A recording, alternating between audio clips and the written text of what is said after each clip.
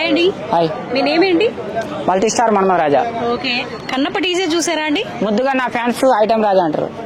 Okay. Kannappa teaser చూసారా అండి? చూశాను. ఎలా అనిపించింది? సంతోషంగా ఉంది, బాధగా ఉంది. ఎందుకు? సంతోషం చెప్పాలా, బాధ చెప్పాలా? మీకు ఏ ఫీలింగ్ అనిపిస్తే టీజర్ చూసి మీకు ఏమనిపించిందో అది చెప్పండి. రెండు అనిపించినాయి, సంతోషం అనిపించింది, బాధ అనిపించింది. సరే, రెండు చెప్పండి. ఒకటి సంతోషం ఏంటంటే ఆ సినిమాలో ప్రభాస్ గారు ఉన్నారు. ఓకే. బాధ ఏంటంటే నాకు నా పర్మిషన్ లేకుండా, నాకు చెప్పకుండా, నా పర్మిషన్ తీసుకోకుండా విష్ణు గారు నా ఒక స్టెప్ దొంగిలించాడు. ఏంటది? ఆ స్టెప్ చూపించాలా? ఈ స్టెప్ నాదే. ఆ స్టెప్ లింగం చుట్టూ తిరుగుతాడు కదా, ఆ స్టెప్ నాదే. అందు గురించి ఆ సినిమా రిలీజ్ అయిన నెక్స్ట్ డే కోట్ల కేసేస్తా, 100 కోట్లు ఫైన్. ఆ సినిమా కన్నా 100 కోట్లు వస్తాయో రావు నాకు తెలియదు కానీ ఎవరు వాడకూడదా? అంతేగా మరి. ఓకే, అదే రూల్ మేడం. అవునా కదా? సరే, ఆ స్టెప్ సంగతి పక్కన పెడితే టీజర్ ఎలా అనిపించిందండి? సూపర్ ఉంది. ఇప్పుడు ఈ సినిమా ఎట్లా ఉంటుందో తెలుసా? టిప్పర్ వెళ్ళి స్కూటర్ గుద్దితే ఎట్లా ఉంటుందో ఈ సినిమా అట్లా ఉంటది. దీంట్లో మీకు ఏమేమి నచ్చింది? మెయిన్ గా మోహన్ బాబు గారి లుక్ ఎలా అనిపించింది? ప్రభాస్ గారి లుక్ బాగుంది. ఓకే. ప్రభాస్ గారు ఎవరికైనా నచ్చుతారు. మోహన్ బాబు గారు ఎలా అనిపించారు? మోహన్ బాబు ఆయన పెద్ద ఇప్పుడు ఈ మధ్య కాలంలో కొంచెం ఏజ్ తగ్గిన తర్వాత ఇది కానీ ఆయన పెద్ద I love you Mohan Babu. And Vishnu గారు ఉన్నారు, మంచి మంచి సినిమాలు, పెద్ద సినిమాలు. ఇన్ని రోజులు ఆయన కొడుకు హీరో కాలే.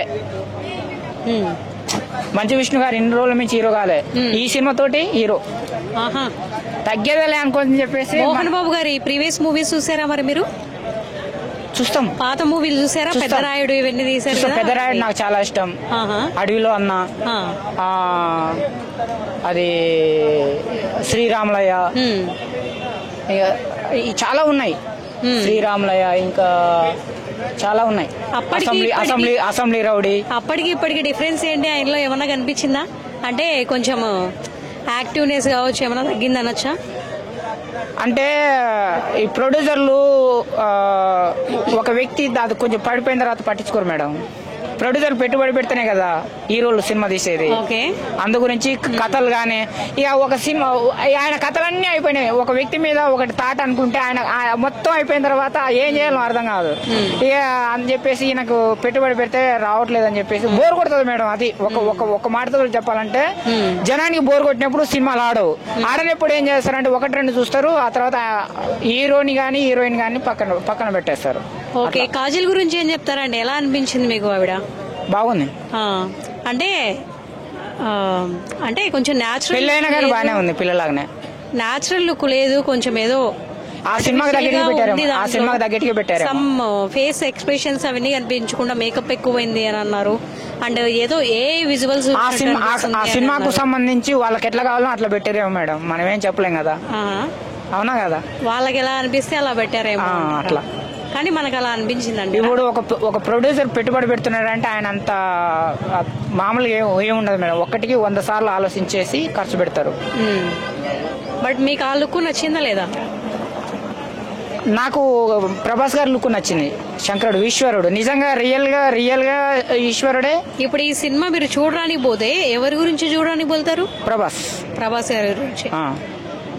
I love you Prabhas. Okay, last and final question, ఈ మూవీ ఎంత స్కోర్ చేయొచ్చు అంటారు? ప్రభాస్ ఉన్నాడు కాబట్టి ఒక 100 కోట్లు వస్తాయి అనుకుంటున్నాను నేను. 1,00,000 కోట్ల?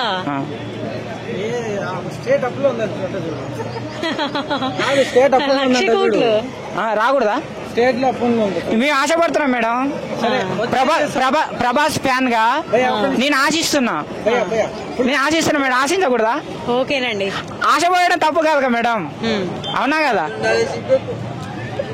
తను 1,00,000 కోట్లు వస్తుందని చెప్పాడు కదా. వస్తుందని అట్లా రావాలని కోరుకుంటున్నా.